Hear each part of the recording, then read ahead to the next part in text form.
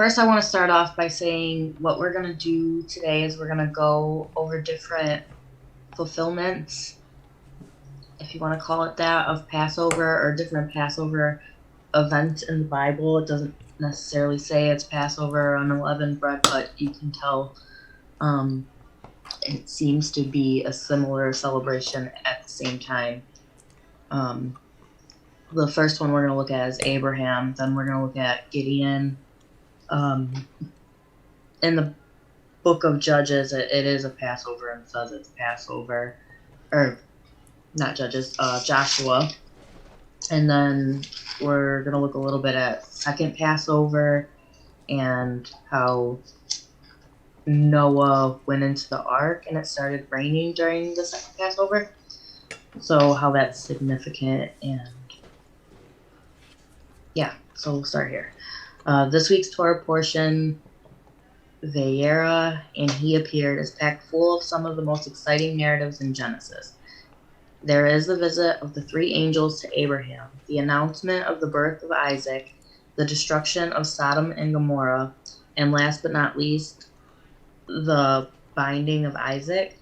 But hidden in these narratives is something that I feel is of great significance. There is evidence of a Passover-type celebration that predates the Exodus and Mount Sinai.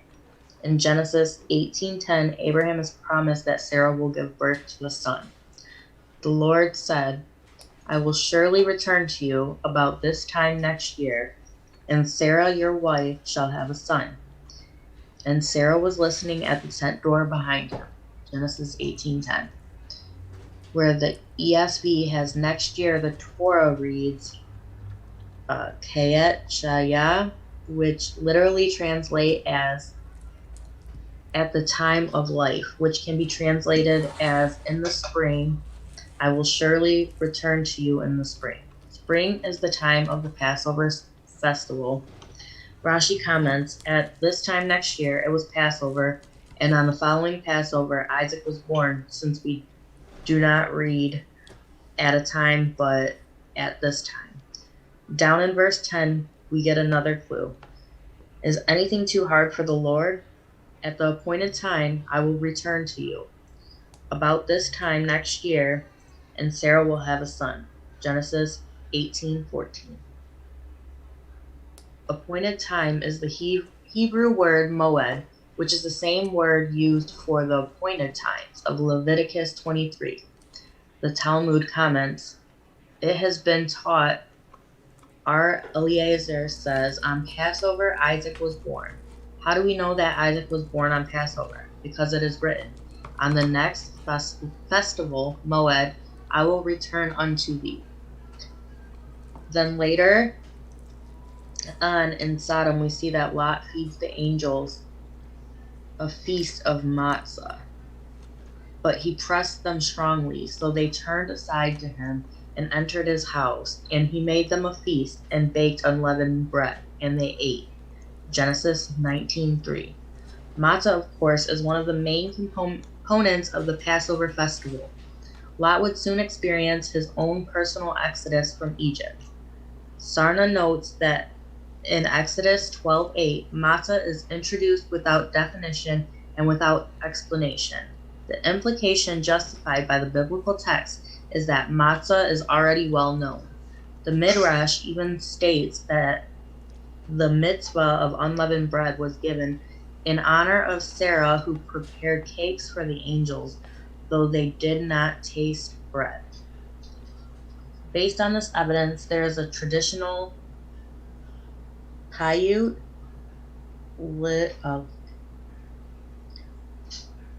that alludes to this tradition that is sung at the conclusion of the second Passover Seder at the Saturate prayers for the second day of Passover. To the Oriental Abraham, you revealed the future midnight of Passover. At his door you knocked in the heat of the day on Passover. He satiated the angels with matzah cakes on Passover, and he ran to the herd, symbolic of the sacrificial beast of Passover. The Sodomites provoked God and were destroyed by fire on Passover. Lot was withdrawn from them, and he had baked matzah at the time of Passover. From my perspective, it seems that if there was a Passover-like celebration that was observed before the instructions given at the Exodus from Egypt, it was akin to Shag HaMatzah, the week-long festival of Unleavened Bread, and that the institution of Pesach, the actual Passover sacrifice, was added in Egypt. Although we may never know whether this is mere speculation or actual fact, it should be pointed out that the festivals were first introduced in the creation account. And God said, "Let there be lights in the expanse of the heaven to separate the day from the night, and let them be for signs and for seasons, Moedim, and for days and years, and let them be lights in the expanse of the heavens to give light upon the earth." And it was so. Genesis 1:14-15.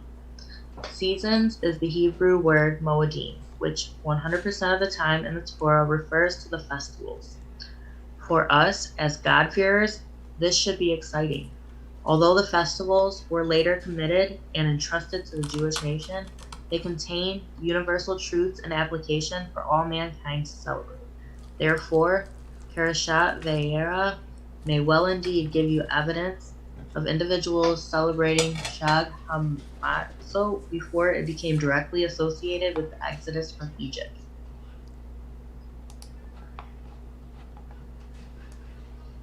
Do you want to scroll down, or was that it? Oh. Okay. Yeah, that was it on the on the Passover one. Yeah, so I just want to look and see if I have any more on my notes for that.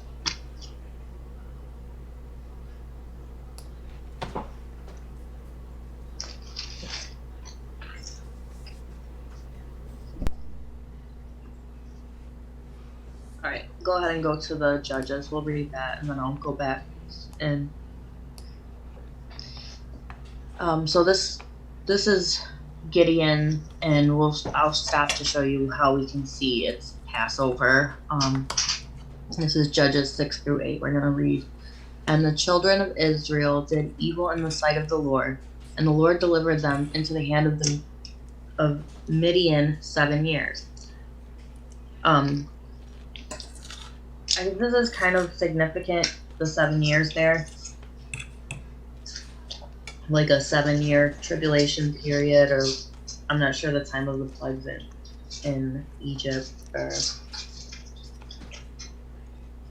that, but I just think that there's some significance there. And the hand of the Midian prevailed against Israel. And because of the Midianites, the children of Israel made them the dens which are in the mountains, and caves, and strongholds. And so it was, when Israel had sown, that the Midianites came up, and the Amalekites, and the children of the east, even they came up against them. And they encamped against them, and destroyed the increase of the earth, till thou come unto Gaza, and left no sustenance for Israel, neither sheep, nor ox, nor ass. For they came up with their cattle and their tents, and they came as grasshoppers for multitude. For both they and their camels were without number, and they entered into the land to destroy it. And Israel was greatly impoverished because of the Midianites, and the children of Israel cried unto the Lord. And it came to pass, when the children of Israel cried unto the Lord because of the Midianites, that the Lord sent a prophet unto the children of Israel, which said unto them, Thus saith the Lord God of Israel, I brought you up from Egypt, and brought you forth out of the house of bondage. And I delivered you out of the hand of the Egyptians, and out of the hand of all that oppress you, and drave them out from before you, and gave you their land. And I said unto you, I am the Lord your God. Fear not the gods of the Amorites, in whose land ye dwell, but ye have not obeyed my voice. And there came an angel of the Lord, and sat under an oak which was an orphan, and pertained unto Joash the Abizarite, and his son Gideon threshed wheat by the winepress to hide it from the Midianites. And the angel of the Lord appeared unto him, and said unto him, The Lord is with thee, thou mighty man of valor. And Gideon said unto him, O my Lord, if the Lord be with us, why then is all this befallen us? And where be all his miracles which our fathers told us of, saying, Did not the Lord bring us up from Egypt? But now the Lord hath forsaken us, and delivered us into the hands of the Midianites.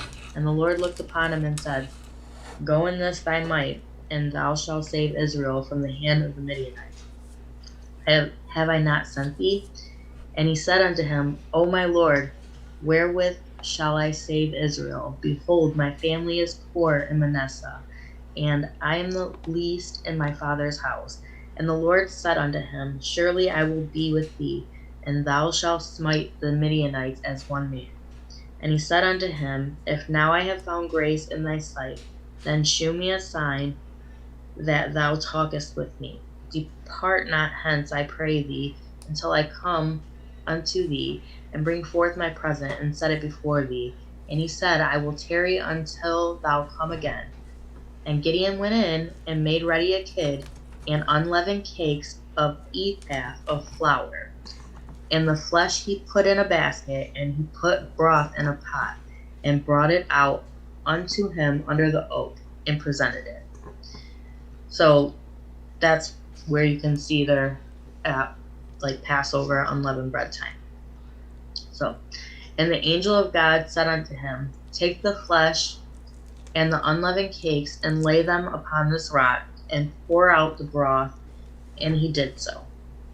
Then the angel of the Lord put forth the end of the staff that was in his hand, and he touched the flesh and the unleavened cakes, and there rose up fire out of the rock, and consumed the flesh and the unleavened cakes. Then the angel of the Lord departed out of his sight.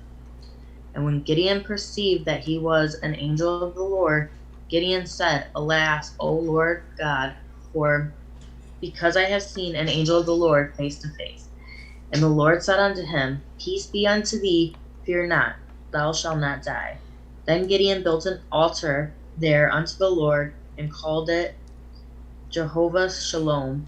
Unto this day it is yet in Ophrah, of the Abiezrites. And it came to pass the same night that the Lord said unto him, Take thy father's young bullock, even the second bullock of 7 years old, and throw down the altar of Baal that thy father hath, and cut down the grove that is by it, and build an altar unto the Lord thy God upon the top of this rock, in ordered place, and take the second bullock, and offer a burnt sacrifice with the wood of the grove which thou shalt cut down. Then Gideon took 10 men of his servants, and did as the Lord had said unto him, and so it was, because he feared his father's household and the men of the city, that he could not do it by day, that he did it by night. The altar of Baal destroyed. And when the men of the city arose early in the morning, behold, the altar of Baal was cast down, and the grove was cut down that was by it, and the second bullock was offered upon the altar that was built. And they said one to another, Who hath done this thing? And when they inquired and asked, they said, Gideon, the son of Joash, hath done this thing. Then the men of the city said unto Joash, Bring out thy son, that he may die, because he hath cast down the altar of Baal, and because he hath cut down the grove that was by it. And Joash said unto all that stood against him, Will ye plead for Baal? Will ye save him? He that will plead for him, let him be put to death while it is yet morning. If he be a god, let him plead for himself, because one hath cast down his altar. Therefore on that day he called him Jerubbaal, saying, Let Baal plead against him, because he hath thrown down his altar. Then all the Midianites and the Amalekites and the children of the east were gathered together, and went over and pitched in the valley of Jezreel. But the Spirit of the Lord came upon Gideon, and he blew a trumpet, and Abiezer was gathered after him. And he sent messengers throughout all Manasseh who also was gathered after him, and he sent messengers unto Asher and unto Zebulun and unto Naphtali, and they came up to meet them. Sign of the fleece. And Gideon said unto God, If thou wilt save Israel by mine hand, and thou hast said, Behold, I will put a fleece of wool in the door, and if the dew be on the fleece only, and it be dry upon all the earth beside, then shall I know that thou wilt save Israel by mine hand, and thou hast said. And it was so, for he rose up early on the morrow, and the fleece together, and wringed the dew out of the fleece, a bowl full of water. And Gideon said unto God, Let not thine anger be hot against me, and I will speak but this once. Let me prove, I pray thee, but this once with the fleece, let it down, be dry only upon the fleece, and upon all the ground let there be dew. And God did so that night, for it was dry upon the fleece only, and there was dew on all the ground. So I thought that was interesting. So at Passover time, it's a time where they're like, where's all the miracles? Because you did this all for people before, but we don't see anything. Yep. But then Passover... And it's like the angel of the Lord. And I think how like the angel came to Abraham, and then he comes to Gideon here. And during Passover, I think that is like so significant. Like right. They're making the matzah and getting ready for Passover. And then the angel of the Lord comes to them, which I believe is Yeshua. I just think that's really cool. Well, yeah, if it says angel of the Lord, it usually means that. Well, let me see. Yeah. That's usually what it's talking about.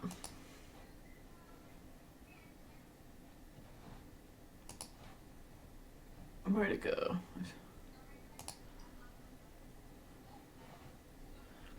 So Jehovah's messenger. Because that's the one that showed up at the tomb to Mary. Mm-hmm. But then in another book it pointed out that it was actually Jesus, so. Yep. Did you want to do chapter 7 and 8? Yeah. Alright. Then Jerubbaal, who was Gideon, and all the people that were with him, rose up early and pitched beside the well of Herod. So the host of the Midianites were on the north side of them by the hill of Moreh in the valley.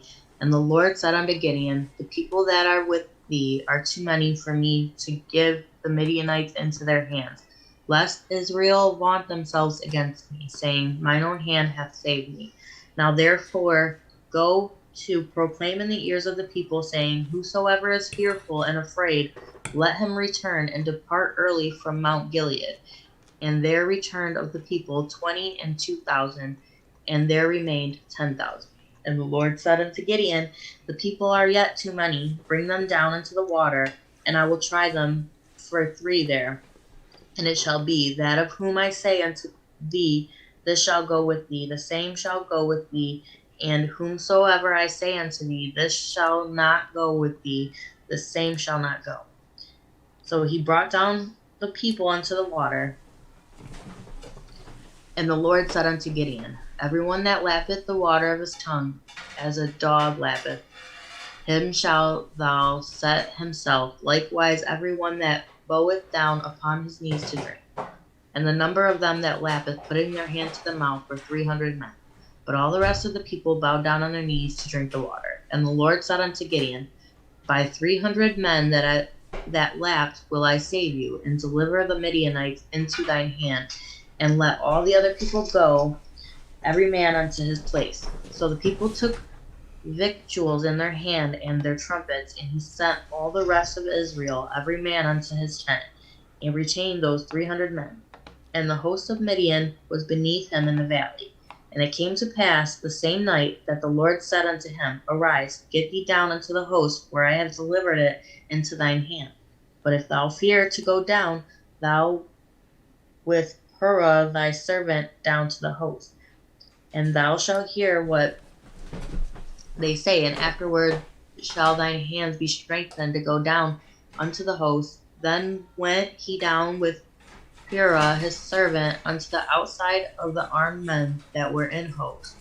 The Midianites and the Amalekites and all the children of the east lay along in the valley like grasshoppers for multitude, and their camels were without number, as the sand by the sea side for multitude. And when Gideon was come, behold, there was a man that told a dream unto his fellow, and said, Behold, I dreamed a dream, and lo, a cake of barley bread tumbled into the host of Midian, and came unto a tent, and smote it that it fell, and overturned it, that the tent lay along. This verse pops out at me when I read this every time going through this. And the cake of barley bread, and then it going into a tent, like the significance with the barley harvest and Passover, and then the tent with like tabernacles. I don't know, it's just I wanted to point that out because I think there's something more there. I don't know. And his fellow answered and said, This is nothing else save the sword of Gideon, the son of Joash, a man of Israel, for into his hand hath God delivered Midian and all the host. And it was so, when Gideon heard the telling of the dream and the interpretation thereof, that he worshipped and returned into the host of Israel, and said, Arise, for the Lord hath delivered you into the hand of the host of Midian. And he divided the 300 men into 3 companies, and he put a trumpet in every man's hand, with empty pitchers and lamps within the pitchers. And he said unto them, Look on me, and do likewise. And behold, when I come to the outside of the camp, it shall be that, as I do, so shall ye do. When I blow with the trumpet, I and all that are with me, then blow ye the trumpets also on every side of all the camp, and say, The sword of the Lord and of Gideon. So Gideon and the 100 men that were with him came unto the outside of the camp in the beginning of the middle watch. And they had but newly set the watch, and they blew the trumpets, and brake the pitchers that were in their hands. And the 3 companies blew the trumpets, and brake the pitchers, and held the lamps in their hands, and the trumpets in their right hands to blow withal. And they cried, The sword of the Lord and of Gideon.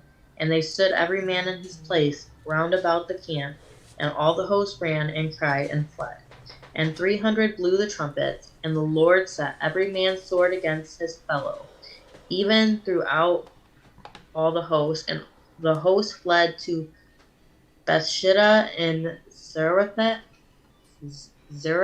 and to the border of Abel Mahola unto Tabith. And the men of Israel gathered themselves together out of Naphtali, and out of Asher, and out of all Manasseh, and pursued after the Midianites. And Gideon sent messengers throughout all Mount Ephraim, saying, Come down against the Midianites, and take before them the waters unto Bethbara and Jordan. Then all the men of Ephraim gathered themselves together, and took the waters unto Bethbara and Jordan. And they took 2 princes of the Midianites, Oreb and Zeb, and they slew Oreb upon the rock Oreb, and Zeb they slew at the winepress of Zeb, and pursued Midian, and brought the heads of Oreb and Zeb to Gideon on the other side of the Jordan. And this, I believe, is super, significant and prophetic, because it's the wine press, and on the other side of the Jordan's after. So this is the same story as Joshua. It is, right? It's the same thing, and it's all a Passover. This is what I'm trying to show. It's like a deliverance. It was a deliverance from Sodom and Gomorrah with Abraham, and then it's a deliverance from Exodus. It's a deliverance here again after Exodus, because they strayed away for a while, and then the beginning of chapter 6, it said that they were doing evil, and the sight of the Lord, and they weren't listening to his voice. And then you'll see where in chapter 6 it talked about like the mountains and stuff. That's significant because the mountains and the hills, we see it in Revelation. Let me see. I have it written here. Revelation 6:16, and they said to the mountains and rocks, fall on us, hide us from the sight of him. So that, and then you can see in Hosea 10:8 as well. Thorns and thistles will grow on their altars, and it said I have something in that same chapter. It says mountains cover us and hills fall on us. Yep. And then Luke 23:30 says it too. The mountains cover us, the hills fall on us. But when you start to understand that these mountains and hills are like the political systems, the systems of the world, right? So everything that you would go and depend on, I feel like this is like a symbolically saying that the people are running more or less to Babylon, or the systems in the world. Like today, that would be where you're seeing everybody running to, doctors and hospitals through this plague to get their solutions for, what's going on. People running to political leaders to save us from all the war and the mess, inflation, that type of stuff. So that's the people running to the mountains and to the hills saying, cover us, fall on us, because that's going to be their judgments. And that's their altars. These things are their altars. And where it says in Hosea, thorns and thistles are going to grow on their altars. Well, the things that they're putting above God, or that you'll see people are putting above God, like the thorns and thistles are going to grow on those things, and those will be the judgment that they get. It'll be the mountains covering and the hills falling on them. It's the things that they put their hope in, basically coming back on you. And then there's, hold on, I lost my train of thought on that one. Anyways, let's go to the next chapter and we'll read this and go on from there. And the men of Ephraim said unto him, why hast thou served us thus, that thou called us not, when thou wentest to fight with the Midianites? And they did chide with him sharply. And he said unto them, what have I done now in comparison of you? Is not the gleaning of the grapes of Ephraim better than the vintage of Abiezer? God hath delivered into your hands the prince of Midian, Oreb and Zeb, and what was I able to do in comparison of you?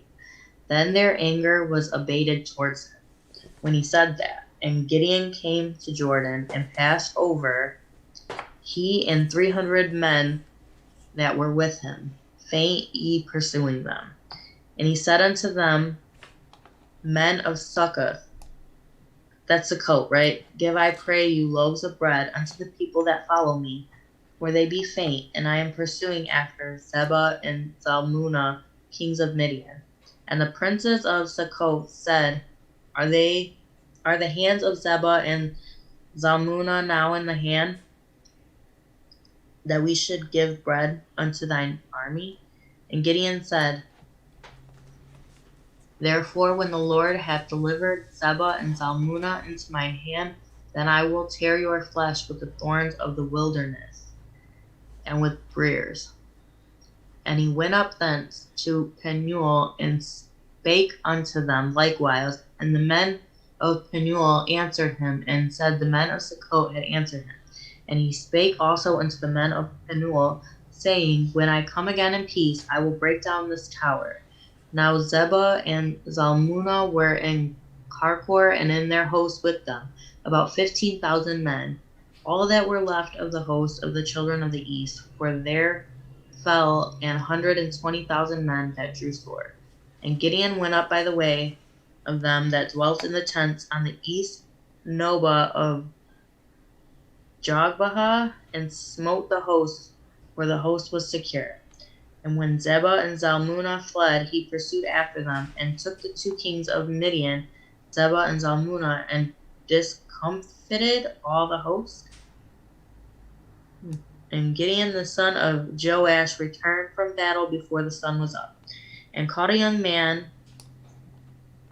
of the men of Sukkot, and inquired of him. And he described unto him the princes of Sukkot, and elders thereof, even 70 men.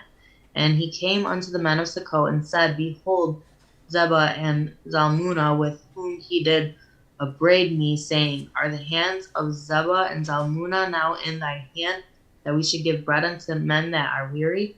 And he took the elders of the city, and the thorns of the wilderness, and briers, and with them he taught men of Sukkot. And he beat down the tower of Penuel, and slew the men of the city. Then he said unto Zebah and Zalmunna, What manner of men were they whom ye slew at Tabor? And they answered, As thou art. So were they, each one resembled the children of a king. And he said, They were my brethren, even the sons of my mother, as the Lord liveth. If ye had saved them alive, I will not slay you. And he said unto Jether, his firstborn, Up and slay them. But the youth drew not his sword, for he feared, because he was yet a youth. Then Zebah and Zalmunna said, Rise thou and fall upon us, for as a man is, so is his strength. And Gideon arose and slew Zebah and Zalmunna, and took away the ornaments that were on their camels' necks. Then the men of Israel said unto Gideon, Rule thou over us, both thou and thy son also, for thou hast delivered us from the hand of Midian. And Gideon said unto them, I will not rule over you, neither shall my son rule over you, the Lord shall rule over you. And Gideon said unto them, I would desire a request of you, that ye would give me every man the earrings of his prey. For they had golden earrings, because they were Ishmaelites. And he answered, We will willingly give them. And they spread a garment, and did cast therein every man earring in his prey. And the weight of the golden earrings that he requested was 1,700 shekels of gold. The side ornament and collars, the purple raiment that was on the kings of Midian, and beside the chains that were about their camels' necks. And Gideon made an ephod thereof, and put it in his city, even in Ophrah, and all Israel went thither a whoring after it, which thing became a snare unto Gideon and to his house. So Gideon made, basically, am I reading that right? Did Gideon make another golden calf, more or less? Yeah, it looks like, hold on. That's what I was thinking. So, got all this, What? Okay. Besides ornaments, So they collars, not purple learn raiment anything? that was on the episode. And Gideon made let's see. Also went thither a whoring after it, which became a snare. So, I'm wondering if he was attempting to make something like good, but then they took it wrong, because Israel went a whoring after it, which thing became a snare unto Gideon. So, because I know in all the other stories they do the same thing. They collect all the gold and everything, but they give it to God. Because all like the spoils of the war all belong to God, so they put it all together and do that. But then I guess it ended up being, So. And then you see here, this is like a 40 years of peace after the deliverance. That's crazy, because there's the 40 after. Right. I know it's 40 years in the wilderness, but just saying, because it's always like back and forth, kind of how like Pentecost, the first time 3,000 died, and then when Jesus sent the Holy Spirit, 3,000 were saved. So it's like back and forth. You know what I mean? Yep. And this is right after Joshua, isn't it? Let me see. Hold up. Yeah, it's not long after. So I'll read this. Thus was Midian subdued before the children of Israel, so that they lifted up their heads no more. And the country was in quietness 40 years in the days of Gideon. And Jerubbaal, the son of Joash, went and dwelt in his own house. And Gideon had 70 sons of his body begotten, for he had many wives. And his concubine that was in Shechem, she also bare him a son, whose name he called Abimelech. And Gideon, the son of Joash, died in a good old age, and was buried in the sepulchre of Joash his father in Ophrah the Abiezrites. And it came to pass, as soon as Gideon was dead, that the children of Israel turned again, and went a-whoring after Balaam, and made Baalberith their god. And the children of Israel remembered not the Lord their God, who had delivered them out of the hands of all their enemies on every side. Neither shewed they kindness to the house of Jerubbaal, namely Gideon, according to all the goodness which he had shewed them unto Israel. Wow. So I'm thinking this is ending this like kind of section and then pointing out here that they actually did it after, right? Yeah. So after Gideon died, they went back. Yeah.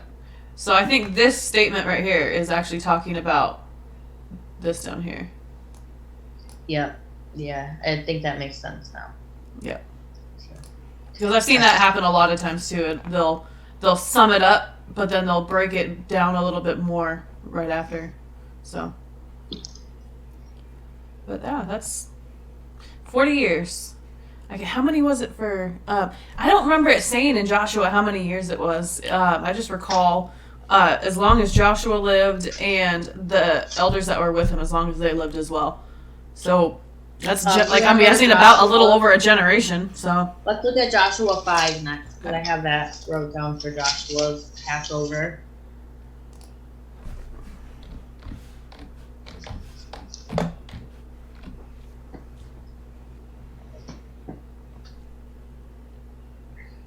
And it came to pass, when all the kings of the Amorites, which were on the side of the Jordan westward, and all the kings of the Canaanites, which were by the sea, heard that the Lord had dried up the waters of the Jordan from before the children of Israel, until we were passed over, that their heart melted, neither was their spirit in them any more, because the children of Israel. At that time the Lord had said unto Joshua, Make thee sharp knives, and circumcise again the children of Israel the second time.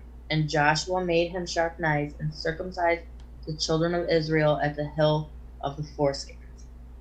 And this is the cause why Joshua did circumcise all the people that came out of Egypt, that were males, even all the men of war, died in the wilderness by the way, after they came out of Egypt. Now all the people that came out were circumcised, but all the people that were born in the wilderness by way, as they came forth out of Egypt, them they had not circumcised. For the children of Israel walked 40 years in the wilderness, till all the people that were men of war which came out of Egypt were consumed, because they obeyed not the voice of the Lord, unto whom the Lord sware that he would not shew them the land, which the Lord sware unto the fathers that he would give us, a land that floweth with milk and honey. And their children whom he raised up in their stead, them Joshua circumcised, for they were uncircumcised, because they had not circumcised them by the way. And it came to pass, when they had done circumcising all the people, that they abode in their places in the camp till they were whole. The Lord said unto Joshua, This day have I rolled away the reproach of Egypt from off you, wherefore the name of the place is called Gilgal until this day. And the children of Israel encamped in Gilgal, and kept the Passover on the 14th day of the month at even in the plains of Jericho. And they did eat of the old corn of the land on the morrow after the Passover, unleavened cakes and parched corn in the selfsame day. And the manna ceased on the morrow after they had eaten of the old corn, neither had the children of Israel manna any more. but they did eat of the fruit of the land of Canaan later that year. And it came to pass when Joshua was by Jericho that he lifted his eyes and looked, and behold, there stood a man over against him with sword drawn in his hand. And Joshua went unto him and said unto him, Art thou for us or for our adversaries? And he said, Nay, but as captain of the host of the Lord, I now come. And Joshua fell on his face to the earth and did worship, and said unto him, What saith my Lord unto his servant? And the captain of the Lord's host said unto Joshua, Loose thy shoe from off thy foot, for the place whereon thou standest is holy. And Joshua did so. So, like, just basically what I'm showing here is, again, the angel or the captain, whatever, which I think is Yeshua, came to Joshua during Passover. All these times where this angel of the Lord is coming, it's during Passover, and then Jesus comes and he dies during Passover. And I don't think that we need to look at it like it's fulfilled and it's done. It's not how that works. These are appointed times, and I believe that we'll see more of this through its appointed times. So I think we're already seeing it. I think that a lot of the things that people have gone through in the refinement process have been according to his appointed times. Like I don't know, it's hard to explain. If you watch some of our feast videos, it's more explained in there, like how the feasts are steps in our salvation and steps in our walk, and it's the same, like, over and over again. It's the feasts are all about our deliverance and walking into rest, and we're into another era just like this where we're going to see a deliverance through the feast, through obedience. Everybody in these who ended up on the good side were those keeping Passover. You know what I mean? Yeah. I was trying to find the verse where they wash their clothes, their garments. I know it's in here somewhere. Okay, so here's one. Sanctify yourselves, for tomorrow the Lord will do wonders among you. Yeah, and another like really cool parallel that you'll see here is it's like before they pass over.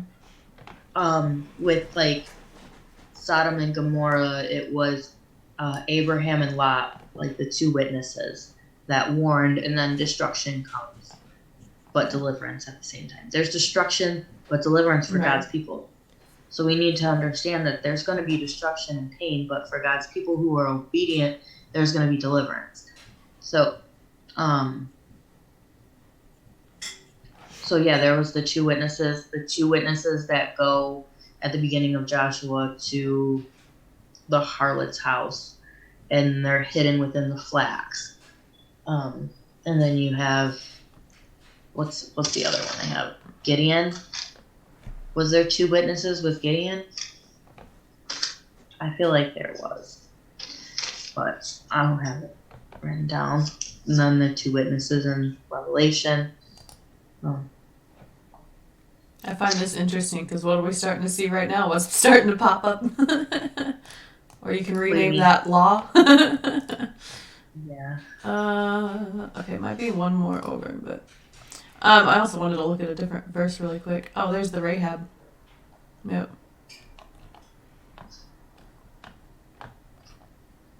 Yeah, alright. I'm gonna give up. I know it's in there somewhere, but anyway. Did you want to read more, Joshua? No, I think that's good. Alright. I want to look at Numbers. Hold up. Numbers 9 and read the second Passover stuff, and that's it. Okay, let me. Oop. Oh, what did I do? I want to look at something real quick.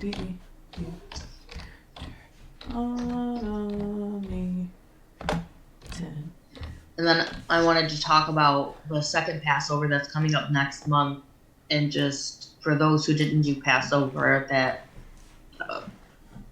we have a God that has a lot of grace for us, and there's a second Passover, and I really think that those that did like pagan holidays on any level or didn't do Passover really needs to partake in the second Passover. Right. So that's why I want to read about that. What were you?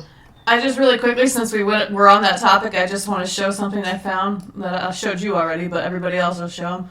In Deuteronomy, so Old Testament, 10:16, it kind of points this out. Circumcise, therefore, the foreskin of your heart and be no more stiff-necked. So that kind of connects to what Paul was saying. So when Paul was talking about circumcising your heart, he was referring to, surprisingly enough, the law. Yep.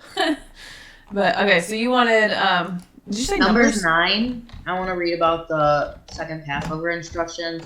And then I just want to talk a little bit on, it's Genesis 7, and I believe there's more information in Jubilees of the dates and stuff when Noah went in the ark. But it's during the second Passover time.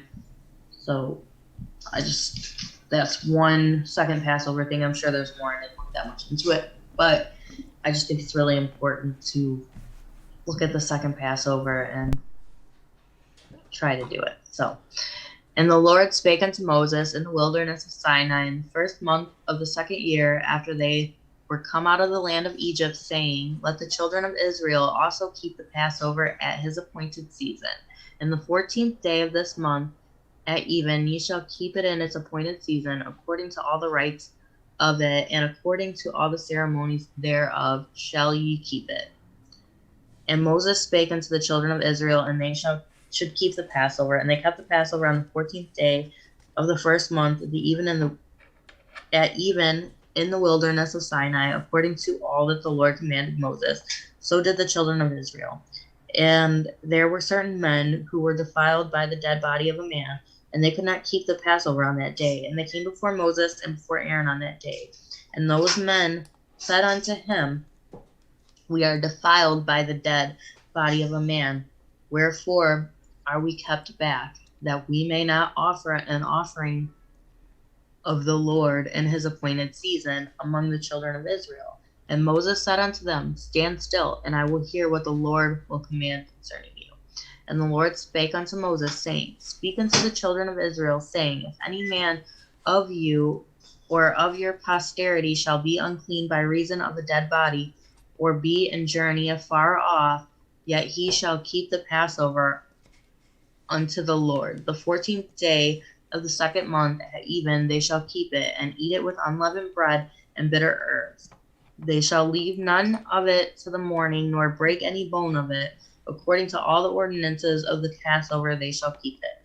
But the man that is clean and is not in a journey and forbeareth to keep the Passover, even the same soul shall be cut off from among his people, because he brought not the offering of the Lord in his appointed season. That man shall bear his sin. And if a stranger shall sojourn among you, and will keep the Passover unto the Lord, according to the ordinance of the Passover, and according to the manner thereof, so shall he do. Ye shall have one ordinance, both for the stranger and for him that was born in the land. All right, so that's good. This goes with so much other stuff, but that's enough for that. I don't know if everybody got that, but yeah, definitely. So I see that. Yeah. So unclean by reason of dead body, second month. Okay. So there's still going to be like judgment, obviously, but I believe that if you are repenting and trying, then there might be some more grace than if you don't. You know what I mean? Yeah. That's just what I'm hoping for, and kind of what I wanted to put out there with this message. So I think that's it. Do you have anything to add?